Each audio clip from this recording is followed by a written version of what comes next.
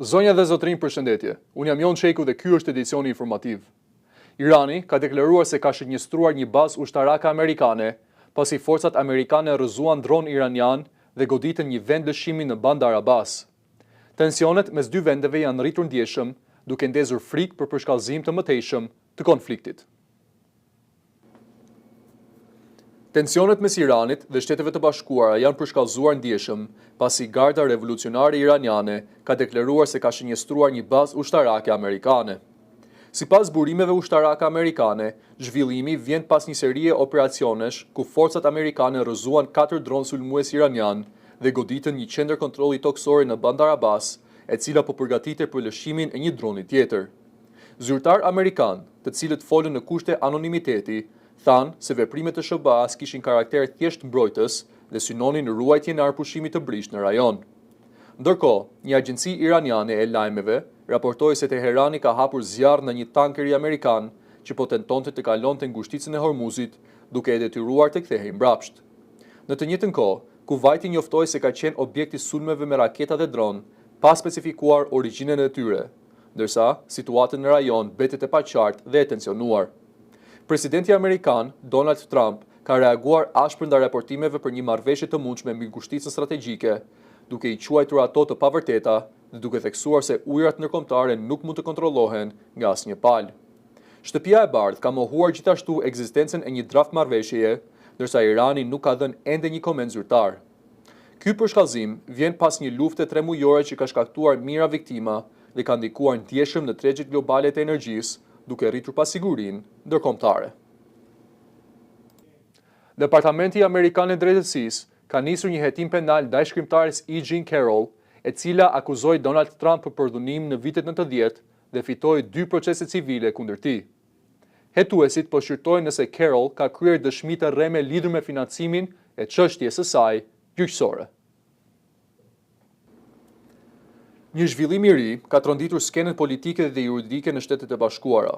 Departamenti Amerikan i Drejtësisë ka nisur një hetim penal ndaj shkrimtares E. Jean Carroll, gruas që akuzoi presidentin Donald Trump për përdhunim në mesin e viteve 90. Sipas burimeve të njohura me çështjen, hetimi po drejtohet nga zyra e prokurorit federal në Chicago dhe fokusohet në dyshimet nëse Carroll ka kryer dëshmi të rreme gjatë proceseve civile që ajo fitoi kundër Trump. Autoritetet po shqyrtojnë deklaratat që Carroll dha gjatë një dëshmie në vitin 2022, ku ajo kishte thënë se nuk kishte marrë financime nga jashtë për paditë e saj ligjore. Megjithatë, më vonë, avokatët e saj zbuluan se një pjesë e shpenzimeve ligjore ishte mbuluar nga Reid Hoffman, bashkëthemelues i LinkedIn dhe një figurë e njohur në botën e teknologjisë dhe politikës amerikane. Burimet theksojnë se nisja e hetimit nuk do të thotë domosdoshmërisht se do të ngrihen akuza penale ndaj Carroll, ndërsa Departamenti i Drejtësisë dhe avokatët e saj nuk kanë komentuar ende publikisht. Në maj të vitit 2023, një juri amerikane vendosi se Donald Trump kishte abuzuar seksualisht me Carroll dhe kishte shpifur atë me deklarata publike, megjithse nuk e shpalli fajtor për përdhunim. Më pas, në janar të vitit 2024, një tjetër juri vendosi që Trump ta kompensonte Carroll me më shumë se $83 milion për shpifje dhe dëme morale. Trump ka mohuar vazhdimisht akuzat ndaj tij dhe i ka cilësuar procese gjyqësore si gjueti shtrigash politike. Rasti mbetet një nga çështjet më të ndjeshme ligjore dhe politike në SBA, ndërsa betejë mes Donald Trump dhe E. Jean Carroll vazhdon ende në gjykata. Autoritetet e New Yorkut dhe New Jerseyt kanë nisur hetimin ndaj FIFA-s për mënyrën e shitjes së biletave të botërorit 2026 pas ankesave të tifozëve për vende më të këqija se ato që kishin paguar. Hetimi përfshin edhe çmimet shumë të larta të biletave dhe përdorimin e sistemit të dynamic pricing. Një tjetër polemik ka shpërthyer rreth botërorit 2026. Autoritetet e New Yorkut dhe New Jerseyt kanë nisur një hetim zyrtar ndaj FIFA-s për praktikat e shitjes së biletave të turneut më të madh të futbollit në botë.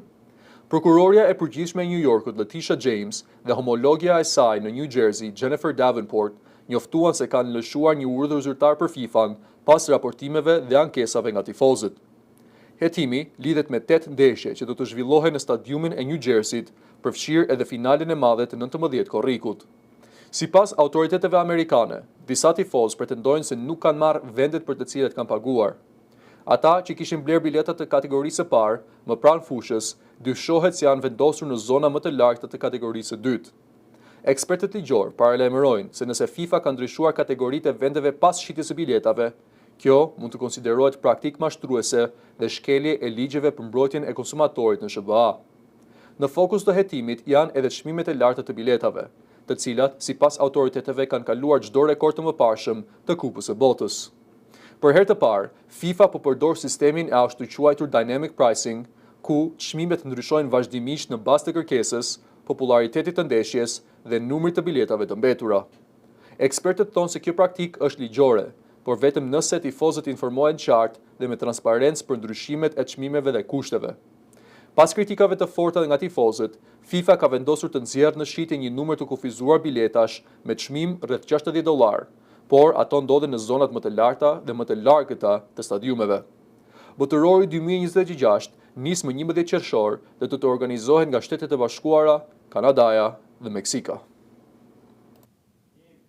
Norvegjia dhe Franca do të nisin bisedimet për përfshirjen e Oslos në mbrojtjen bërthamore franceze, mes shqetësimeve në rritje për sigurinë europiane dhe kërcënimin rus.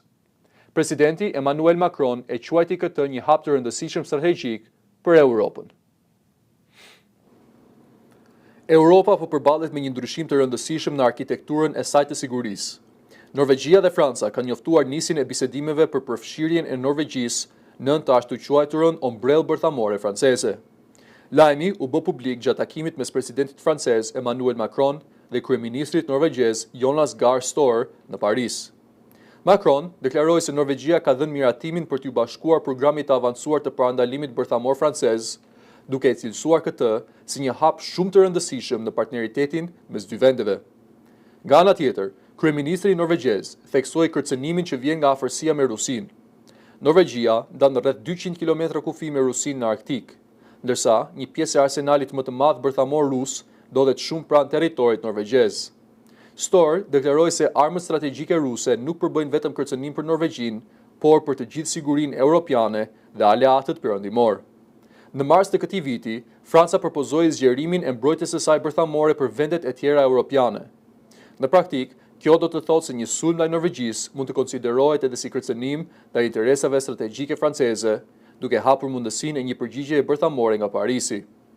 Ky zhvillim pasqyron shqetësimet në rritjen e Europë për varësinë nga Shtetet e Bashkuara në fushën e mbrojtjes dhe sigurisë, sidomos në një kohë tensionesh të larta me Rusinë. Norvegjia është antare e NATO-s, por jo e Bashkimit Evropian. Megjithatë, pozicioni i saj strategjik në veritë e Europës e bën vendin një pikë kyçe për sigurinë e aleancës perëndimore. Sipas Federatës së Shkencëtarëve Amerikanë, Rusia dhe SBA-ja zotërojnë arsenalet më të mëdha bërthamore në botë me mbi 5.000 koka bërthamore secila. Franca renditet në fuqitë kryesore bërthamore europiane me rreth 290 koka bërthamore aktive. Sekretari Amerikan i Shtetit Marco Rubio deklaroi se SBA-ja nuk do të lejojë hyrjen e asnjë rasti me Ebola në territorin amerikan, ndërsa shpërthimi në Afrikë po përhapet me shpejtësi. Autoritetet amerikane kanë vendosur kufizime hyrjeje dhe kontrolle të forta për udhëtarët nga vendet e prekura.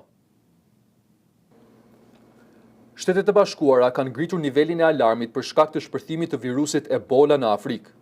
Sekretari Amerikan i Shtetit, Marco Rubio, deklaroi se administrata amerikane nuk do të lejojë që asnjë rast i Ebolës të hyjë në territorin amerikan. Në një deklaratë për mediat, Rubio theksoi se prioriteti kryesor i politikës së jashtme amerikane është mbrojtja e qytetarëve amerikanë. Ai tha se Departamenti i Shtetit, Qendra për kontrollin dhe parandalimin e sëmundjeve, si dhe agjencitë të tjera federale po punojnë intensivisht për të frenuar përhapjen e virusit. Sipas autoriteteve amerikane, fokusi kryesor mbetet Republika Demokratike e Kongos, ku shpërthimi i Ebolës ka shkaktuar deri tani rreth 220 viktima të dyshuara dhe mbi 900 raste të raportuara. Rubio deklaroi se SBA-ja ka shtuar ndihmën dhe mbështetjen për të ndalur përhapjen e virusit në vendet e prekura, ndërsa njëkohësisht po monitoron lëvizjen e udhëtarëve për të shmangur hyrjen e personave të infektuar në Amerikë. Qendra Amerikane për kontrollin e sëmundjeve ka vendosur kufizime hyrjeje për 30 ditë për personat që kanë qenë së fundmi në Republikën Demokratike të Kongos, Ugandë dhe Sudanin e Jugut. Masat përfshin edhe mbrojtësit e green cardit amerikan. Po ashtu, Autoritetet kanë shtuar kontrollet shëndetësore në 3 aeroporte kryesore amerikane, ku po kryen verifikime të posaçme për udhëtarët që vijnë nga zonat e prekura. Shpërthimi i fundit i Ebolës ka shtuar shqetësim global, ndërsa shumë vende po marrin masa të reja kufizuese dhe kontrollet e forta për të parandaluar përhapjen ndërkombëtare të virusit.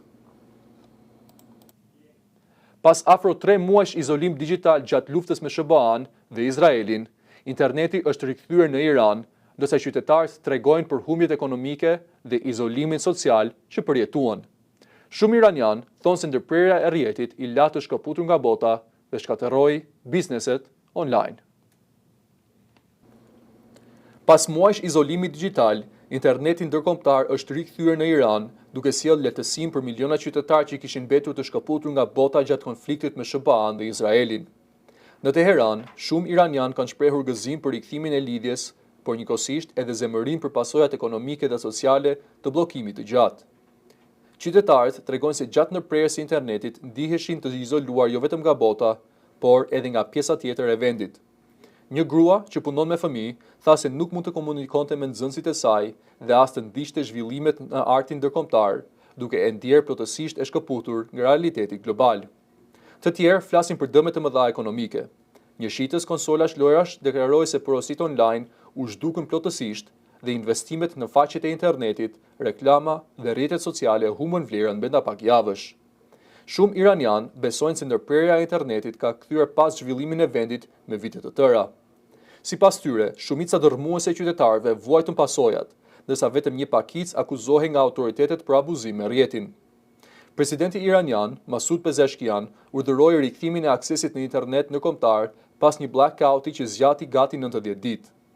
Fillimisht, autoritetet e ndërpren rrjetin me 8 janar gjatë protestave antiqeveritare, ndërsa më vonë, bllokimi u rikthye pas nisjes së sulmeve amerikane dhe izraelite ndaj Iranit në fund të shkurtit. Qeveria iraniane e justifikoi ndërprerjen me arsye sigurie dhe nevojën për të kontrolluar situatën gjatë luftës dhe protestave. Megjithatë, kritikët thonë se izolimi digital u përdor për të kufizuar informacionin dhe për të shtypur kundërshtimin ndaj regjimit. Edhe pse lidhja me internetin është rikthyer, shumë qytetarë druhen se kufizimet mund të rikthehen në çdo moment, ndërsa pasojat ekonomike dhe sociale të izolimit vazhdojnë të ndihen në jetën e përditshme. Senatori brazilian Flavio Bolsonaro zhvilloi takime në Washington me Donald Trump, JD Vance dhe Marco Rubio, ndërsa përballet me presion politik dhe akuza për financime të dyshimta në Brazil. Gjatë vizitës, ai diskutoi edhe gjendjen e të atit ish presidentit Jair Bolsonaro, i dënuar për komplot grushti shteti. Senatori brazilian dhe kandidati potencial për president Flavio Bolsonaro ka zhvilluar një seri takimesh të nivelit të lartë në Washington me figura kyçe të administratës amerikane. Sipas deklaratave të publikuara nga vetë Bolsonaro në rrjetin social X, ai u takua me nën presidentin amerikan JD Vance dhe me sekretarin e shtetit Marco Rubio vetëm një ditë pasi zhvilloi një vizitë në zyrën ovale me presidentin Donald Trump. Takimet vinë në një moment të ndjeshëm politik për senatorin brazilian, i cili po përballet me kritika dhe rënien në sondazhe pas një skandali financiar që shpërtheu këtë muaj. Flavio Bolsonaro pranoi se kishte kërkuar para një bankieri tashmë i arrestuar për financimin e një filmi kushtuar babait të tij, ish presidentit Jair Bolsonaro. Megjithatë, ai ka mohuar çdo shkelje ligjore. Pavarësisht polemikave, sondazhet tregojnë se Bolsonaro mbetet ende në garë të fortë për zgjedhjet presidenciale të tetorit, duke qenë pothuajse në barazim statistik me presidentin aktual Luiz Inácio Lula da Silva në skenaret e raundit të dytë. Sipas senatorit brazilian, gjatë takimeve në SBA janë diskutuar çështjet e sigurisë ndërkombëtare, lufta kundër krimit të organizuar, mineralet e rralla strategjike dhe liria e shprehjes. Në takimin me Donald Trump, Flavio Bolsonaro tha se ka diskutuar edhe për gjendjen shëndetësore të babait të tij, Jair Bolsonaro, i cili ndodhet në arrest shtëpie pasi u dënua me 27 vite burg për përfshirje në një komplot për grush shteti. Vizita e senatorit brazilian në Washington po shihet nga analistët si një përpjekje për të forcuar lidhjet me administratën amerikane dhe për të rikuperuar mbështetjen politike përpara zgjedhjeve vendimtare në Brazil. Palestinezët zhvilluan ceremoninë mortore për Mohamed Ode, krehun e sapo emëruar të krahut ushtarak të Hamasit, i vrarë në një sulm izraelit në Gaza. Burime pranë Hamasit thonë se ai mund të ketë qenë antari i fundit i mbijetuar i Këshillit të Lartë Ushtarak të grupit. Qindra palestinez dolën në rrugët e Gazës për të përcjellë në banesën e fundit Mohamed Ode, kreun e sapo emëruar të krahut ushtarak të Hamasit, i cili u vra në një sulm ajror izraelit. Trupi i Ode u transportua nëpër Gaza gjatë ceremonisë mortore, ndërsa tensionet në rajon vazhdojnë të mbeten të larta, pavarësisht anëpushimit të ndërmjetësuar nga SBA-t. Sipas ushtrisë izraelite, sulmi ishte një operacion i targetuar kundër një figure kyçe të Hamasit. Ode u vra vetëm pak më shumë se një javë pas eliminimit të paraardhësit të tij, Izaldin al-Haddad, ndërsa Izraeli vazhdon fushatën kundër drejtuesve të grupit militant. Burime pranë Hamasit deklarojnë se Mohamed Ode mund të ketë qenë antari i fundit i mbijetuar i Këshillit të Lartë drejtues të krahut ushtarak të organizatës. Nga sulmi mbeten të vrarë edhe bashkëshortja edhe djali i Ode, si dhe të paktën 3 persona të tjerë, sipas autoriteteve shëndetësore në Gaza. Një i afërm i Ode deklaroi gjatë funeralit se lufta nuk ka ndaluar kurrë për palestinezët, duke akuzuar Izraelin se po vazhdon bombardimet pavarësisht deklarimeve për anëpushim. Sipas kryeministrit izraelit Benjamin Netanyahu, Ode drejtonte divizionin e inteligjencës së Hamasit gjatë sulmit të 7 tetorit 2023 ndaj Izraelit. Ndërkohë, ministri izraelit i mbrojtjes Israel Katz deklaroi se Hamasi nuk do të ketë më kontroll civil apo ushtarak mbi Gazën. Ai përmendi gjithashtu një plan për atë që e quajti migrim vullnetar nga enklava palestineze, ide që është refuzuar ashpër nga palestinezët. Që prej arpushimit të tetorit, autoritetet shëndetësore në Gaza raportojnë mbi 900 palestinezë të vrarë nga sulmet izraelite, ndërsa Izraeli ka raportuar vrasjen e 4 ushtarëve të tij gjatë së njëjtës periudhë. Një val e pazakontë të nxehtë ka përfshirë Europën, duke thyer rekorde historike temperaturash në Britani dhe Francë, ndërsa shkencëtarët paralajmërojnë se verat do të bëhen gjithnjë e më të nxehta. Në Francë, autoritetet raportojnë të paktën 7 viktima të lidhura me temperaturat ekstreme. Europa po përballet me një valë ekstreme të nxehti, e cila e ka sjellë temperatura rekord në disa vende dhe ka ngritur shqetësime serioze për ndikimin e ndryshimeve klimatike. Britania, Franca, Italia, Gjermania dhe vendet e tjera europiane po përjetojnë temperatura të pazakonta për këtë periudhë të vitit, ndërsa ekspertët paralajmërojnë se verat në Europë do të bëhen gjithnjë më të nxehta dhe më të rrezikshme. Sipas studiueses së klimës Claire Barnes nga Imperial College London, temperaturat aktuale janë ekstreme dhe shumë më të larta se normalja për fundin e muajit maj. Ajo thekson se ngrohja globale e shkaktuar nga aktiviteti njerëzor po i bën valet e të nxehtit më intensive dhe më të rrezikshme. Në Britani, Shërbimi Kombëtar Meteorologjik konfirmoi ditën më të nxehtë të muajit maj të regjistruar ndonjëherë me temperatura që u afruan 35 gradë Celsius. Ndërkohë, në Francë, autoritetet raportojnë të paktën 7 viktima që lidhen drejt për drejt ose tërthorazi me valën e të nxehtit. Shërbimi meteorologjik francez regjistroi gjithashtu ditën më të nxehtë të majit në historinë e vendit. Ekspertët thonë se rekordet janë thyer me diferenca të mëdha. Në disa rajone europiane janë tejkaluar edhe rekordet tipike të muajit qershor, megjithse vera ende nuk ka nisur zyrtarisht.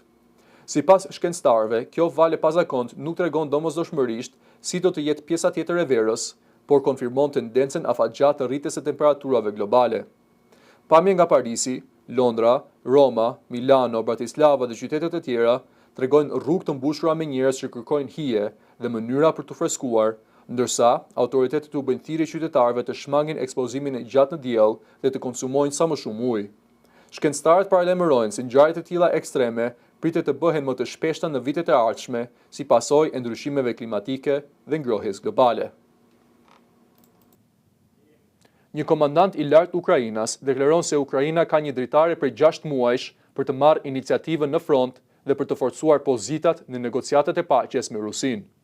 Sipas tij, ushtria ruse është e lodhur dhe po përballet me vështirësi serioze në vijën e frontit. Një nga komandantët më të njohur të ushtrisë ukrainase beson se muajt e ardhshëm mund të jenë vendimtare për fatin e luftës me Rusinë.